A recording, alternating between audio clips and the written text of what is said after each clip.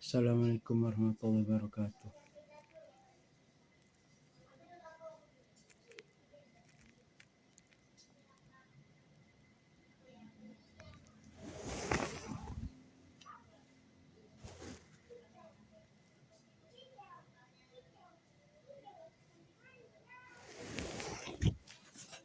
Alhamdulillah, ba'da maghrib ini kita akan membaca, atau saya akan ngaji surat Yunus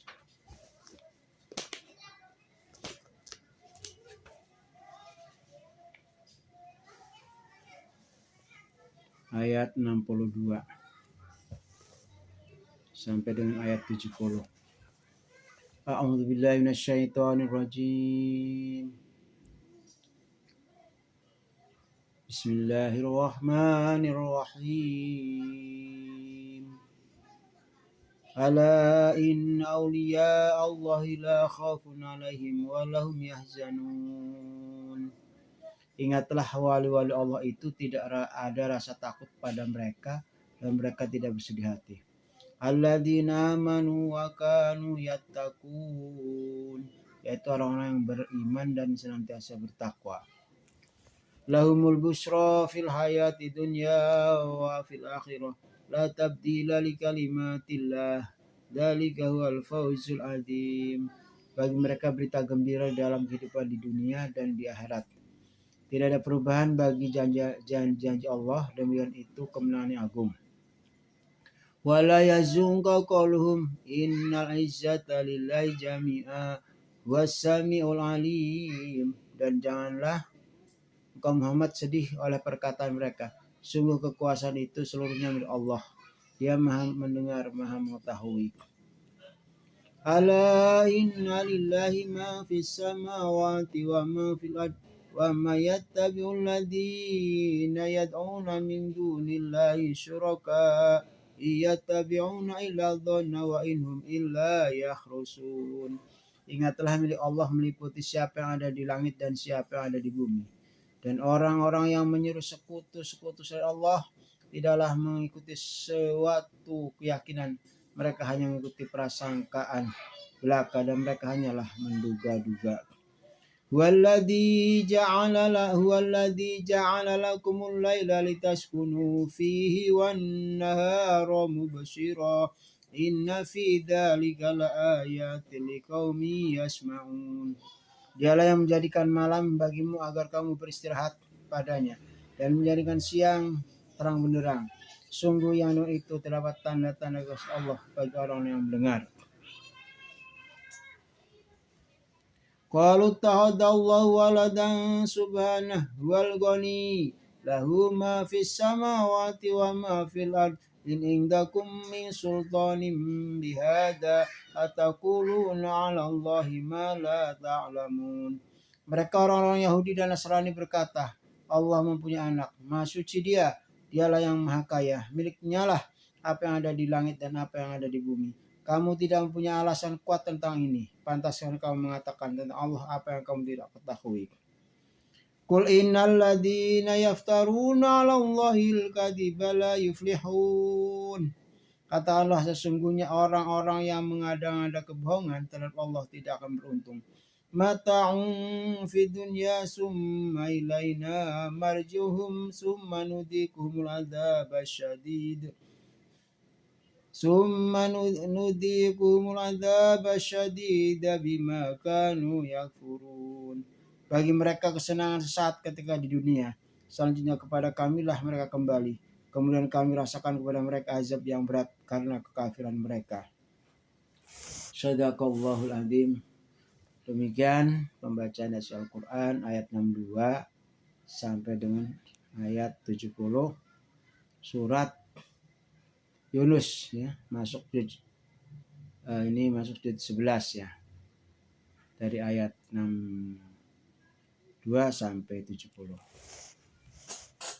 Baik, kita teruskan dengan pembacaan hadis ya.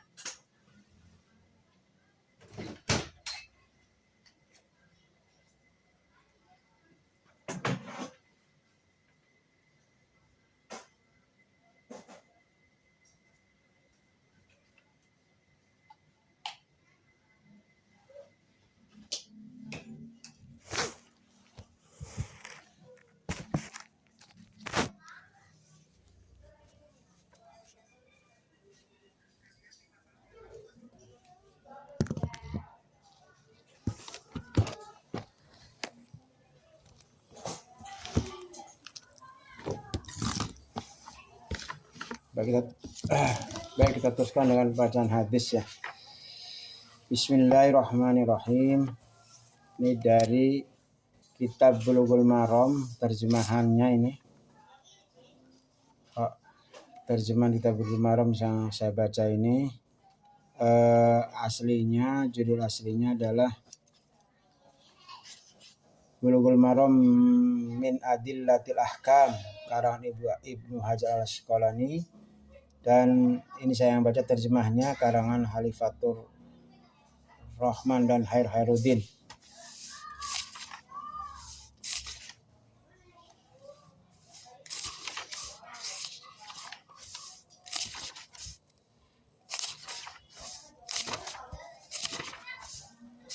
Baik, kita teruskan tentang hadis yang berkaitan dengan hal-hal yang membatalkan wudu.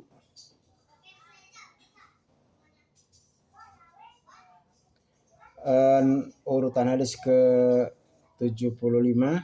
Wan Ali bin Abi Thalib radhiyallahu anhu qala kuntu rajulan madda'an fa amartul miqdada nal aswadi an ayas ala nabiyya sallallahu alaihi wasallam fasa'alahu faqala fihil wudu muttafaqun alaihi wa lafdzul lil Bukhari. Ali bin Abi Thalib radhiyallahu anhu berkata, saya adalah laki-laki yang sering keluar mandi. Lalu saya menyuruh Al-Miqdad ibnul Aswad untuk menanyakan kepada Nabi. Lantas dia pun menanyakan, belum jawab, hendaklah dia berwudu. Jadi kalau madi itu, madi ya, bukan mani, madi itu keluar, itu tidak harus mandi wajib, mandi besar, tapi cukup dengan berwudu. Tapi caranya adalah najis ya gitu, wajib dicuci. Kita teruskan urutan hadis nomor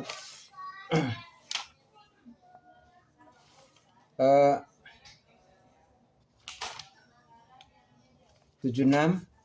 Wan Aisyah radhiyallahu anha anna Nabiy sallallahu alaihi wasallam qabbala ba'dha nisa'ihi summa kharaja ila sholati wa lam yatawadda. Akhrajahul Ahmadu wa dha'afahul Bukhari.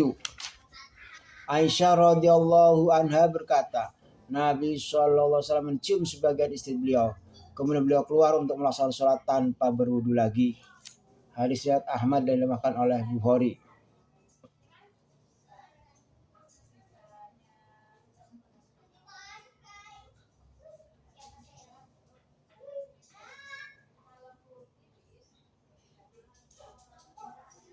Nah, ini yang menjadi dalil teman-teman kita kalau bersentuhan dengan istri tidak batal. Ini dalilnya ya. Oleh karena itu kita saling menghargai, menghormati ya, masing-masing punya dalil. Yang penting umat Islam itu rukun ya, gitu. Itu ya intinya, karena semua masing-masing punya dalil. Yang menyentuh istri sudah wudu, menyentuh istri batal, ada dalilnya. Yang menyentuh istri, suami menyentuh istri tidak batal, ada dalilnya.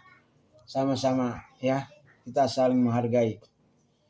Kita teruskan hadis nomor urut ke-77.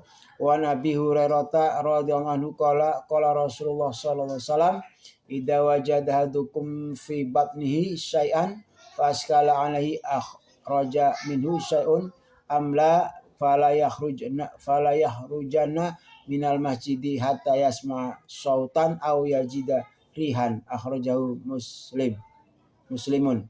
Abu Hurairah radhiyallahu anhu berkata, Rasulullah SAW bersabda, apabila salah seorang di antara kalian merasakan sesuatu di dalam perutnya, lalu merasa ragu apakah ada sesuatu yang keluar atau tidak, maka janganlah keluar dari masjid hingga mendengar suara atau mencium baunya. Ya. Jadi kalau kita sudah berwudu, kemudian di pantat itu atau di perut, di pantat itu ada geruduk. Ya.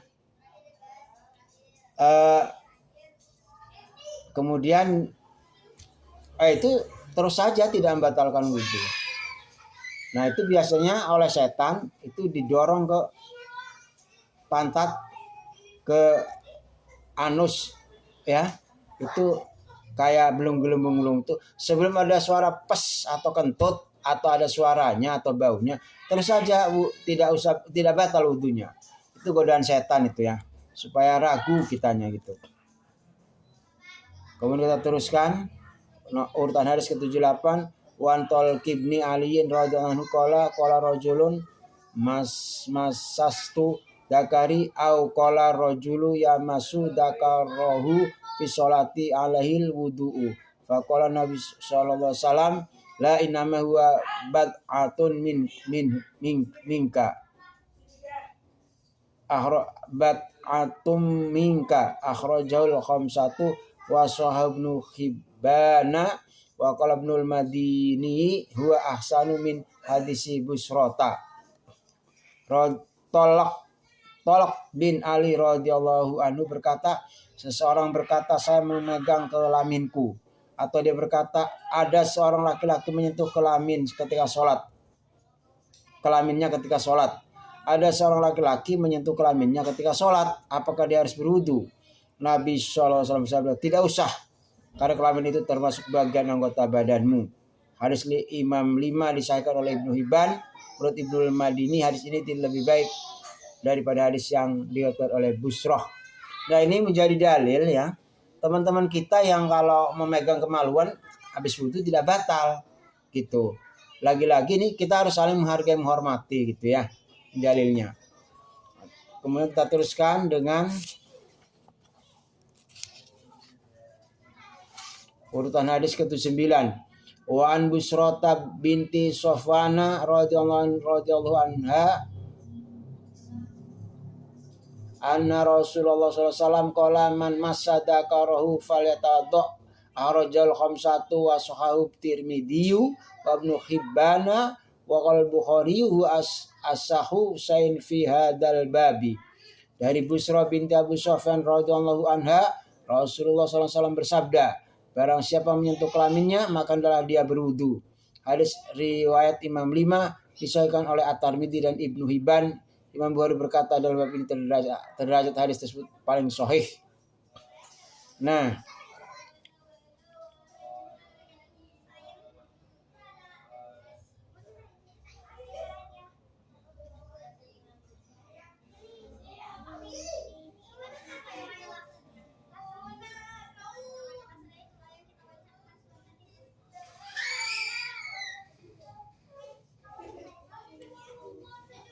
jadi ini dalil yang kalau menyentuh, kalau dari riwayat Busroh, dari sanad Busroh ini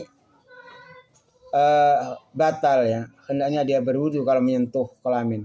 Tapi kalau dari Tolak bin Ali ini tidak batal. Nah ini lagi-lagi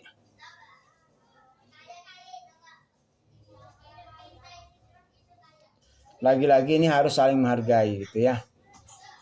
Tidak boleh saling mencela ya.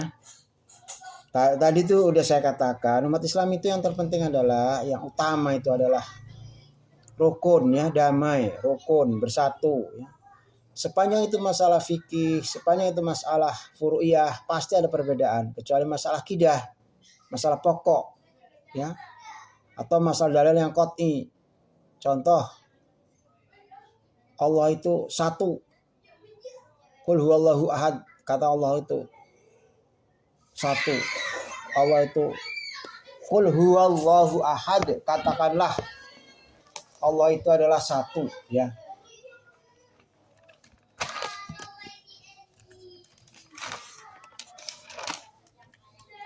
katakanlah bahwa Muhammad dia Allah yang Maha Esa ya. Qul huwallahu ahad, katakanlah Muhammad dialah Allah yang Maha Esa, satu ya maksudnya. Nah, ini tidak boleh beda pendapat ya, gitu. Tidak boleh. Atau sholat zuhur 4 rakaat, tidak boleh beda pendapat. Itu karena masalah dalilnya sudah qat'i itu. Masalah akidah ya, nggak boleh beda pendapat. Kalau masalah furu'iyah itu pasti ada beda pendapat gitu ya.